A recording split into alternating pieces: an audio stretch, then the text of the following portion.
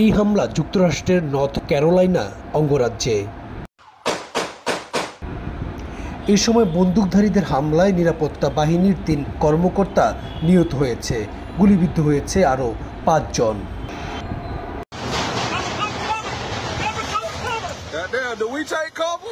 স্থানীয় পুলিশ জানিয়েছে, বন্দুক হামলার ঘটনার পর সন্দেহভাজন এক হামলাকারীর মরদেহ উদ্ধার করা হয়েছে। স্থানীয় সময় সোমবার সন্ধ্যায় শ্যারলেট শহরে এই হামলার ঘটনা ঘটে। পুলিশ জানায়, আগ্নেয়াস্ত্র রাখার দায়ে দোষী সাব্যস্ত হওয়া এক অপরাধীকে ধরতে গেলে ওই ব্যক্তি তাদের দিকে গুলি চালাতে শুরু করে। That needed to be extracted from that location, yet they went in, some getting shot themselves as a Talukdar বিপ্লব, ঠিকানা নিউজ ডেস্ক।